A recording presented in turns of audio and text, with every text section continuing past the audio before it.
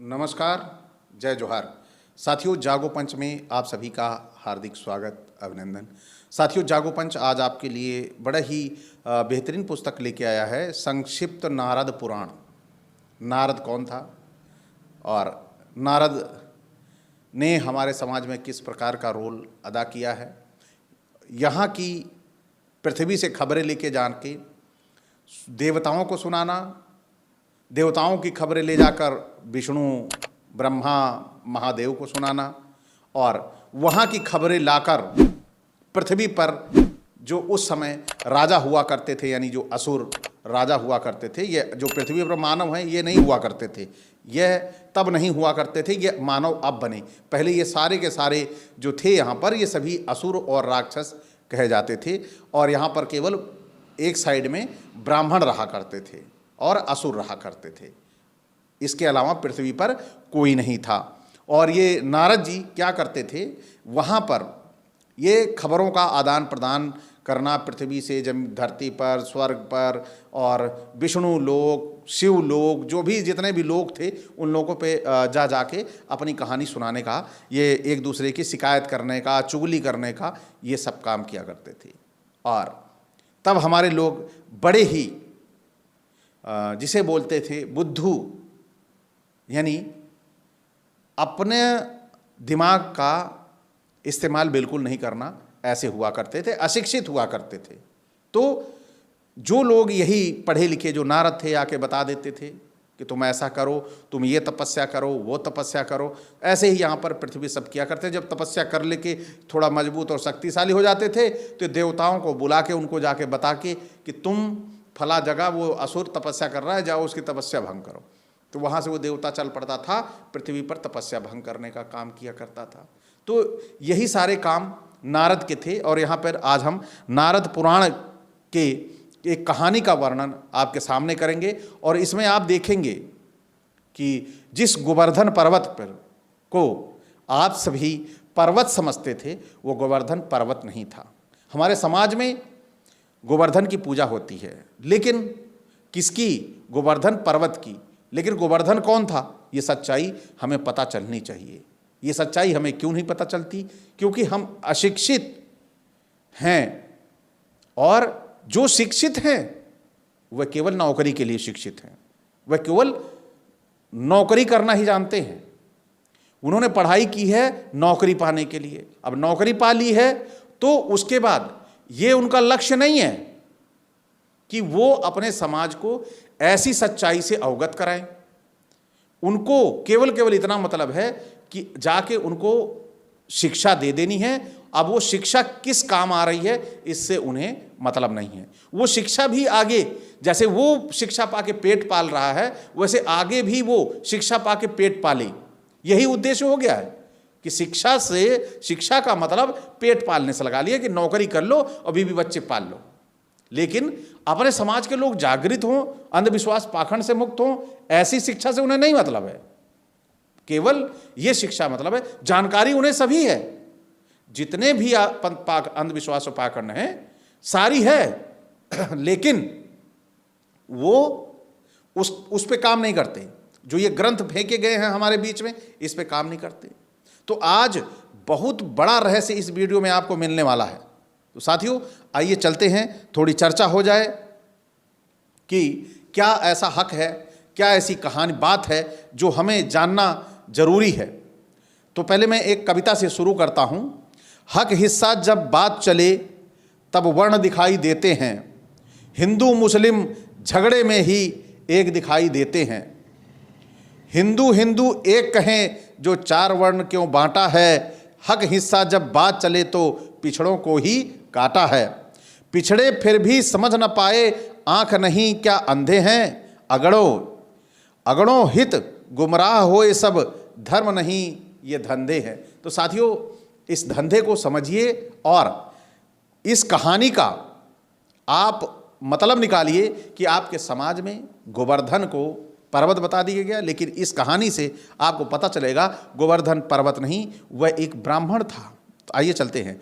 प्राचीन कल्प की बात है, ये नारद पुराण की कहानी है।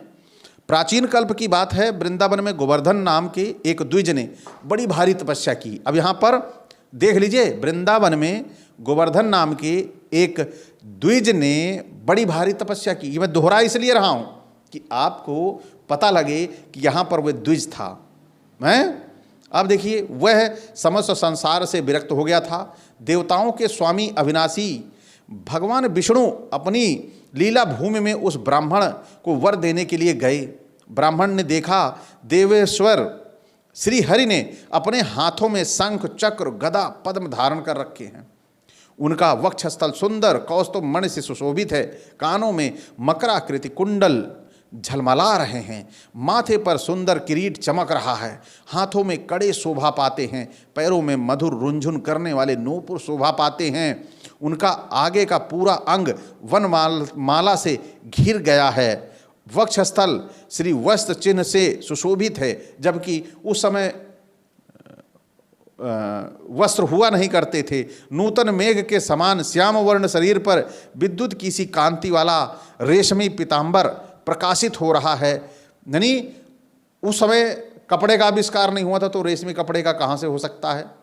यह देखिए, आप सभी गौर करिएगा कहानी पर पूरे कितना प्रशंसा में शब्द लिखे गए हैं, और इस प्रशंसा का अर्थ भी आप समझने का प्रयास करिएगा।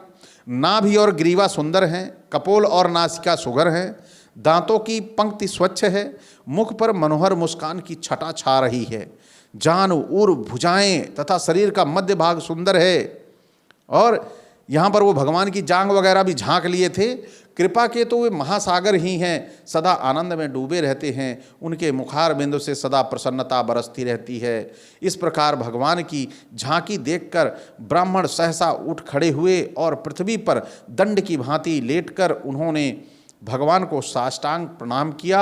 फिर भगवान के द्वारा वर मांगने की आज्ञा मिलने पर गोवर्धन ब्राह्मण श्री हरि से बोले, प्रभु आप मुझे दोनों चरणों से दबाकर मेरी पीठ पर खड़े रहें, वही मेरे लिए वर है। देखिए आप, गोवर्धन का यह वचन सुनकर भक्तवत्सल भगवान ने बार बार इस पर विचार किया। फिर वे उसकी पीठ पर चढ़कर खड़े हो गए। तब ब्राह्मण ने फिर कहा, देव जगतपते, मेरी पीठ पर खड़े हुए आपको अब मैं उतार नहीं सकता, इसलिए इसी रूप में स्थित हो जाइए।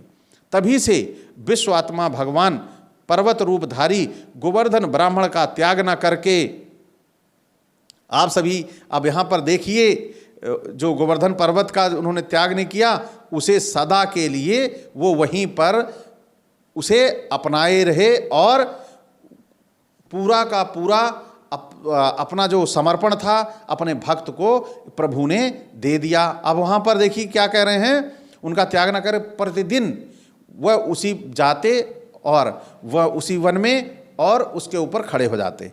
कृष्णावतार में भगवान ने गोवर्धन ब्राह्मण को अपने सारूप्य भाव को प्राप्त हुआ जानकर उसे नंद आदि के द्वारा गिरिराज पूजन के ब्याज से भोजन कराया। अन्नकूट तथा दुग्ध आदि के द्वारा पर्वत रूपधारी ब्राह्मण को तृप्त करने के पश्चात उसे प्यासा जानकर भगवान ने नूतन मेघों का जल पिलाया।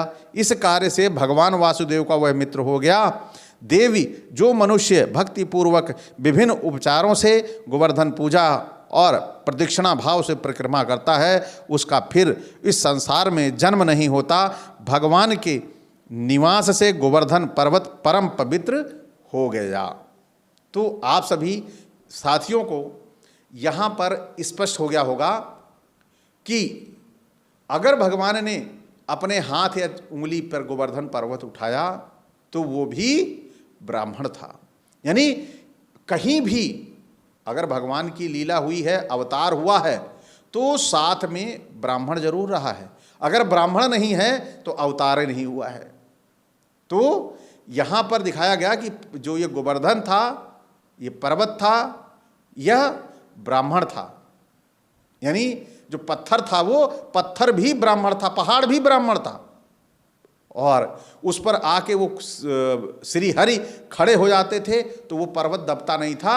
जबकि पूरे संसार पे भगवान सब पे भारी हो सकते हैं, क्योंकि सबका निर्माण जब उनको किया है तो ब्राह्मण के पीठ पर कैसे रुक सकते हैं, यह भी आप सभी थोड़ा बहुता तो सोच विचार कर ही सकते हैं, क्योंकि आप सभी सजग बुद्धिजीवी हैं। तो आज गोवर्धन की भी पोल खुल गई कि यह गोवर्धन कोई और नहीं, यह ब्राह्मण का छद्म रूप था, यानी पहाड़ भी गोवर्धन। यानी पृथ्वी पर जो भी चीज़ें पाई जाती हैं थोड़ा सोच समझकर आप भी चलिएगा, उसके बारे में बोलिएगा, वरना कभी ये सड़क को भी बता देंगे ब्राह्मण तो फिर चलना दूभर हो जाएगा। अभी तो पर्वत को बताया है, फिर आगे सड़क को बता देंगे, फिर ये बता देंगे पानी को भी ब्राह्मणी बता देंगे, लोग पीना छोड़ देंगे, कहेंगे कि इसको कैसे पिएंगे, तो ब्राह्मणी है, पाप हो जाएगा। तो साथियों, आप सभी जागो पंच के साथ बने रहिए और नित नई जागो पंच इसी तरह की पौराणिक कथाएं लाकर आपको सुनाता रहेगा और आपको जगाता रहेगा। इसी के साथ आपसे विदा। जय भीम, जय मंडल जी।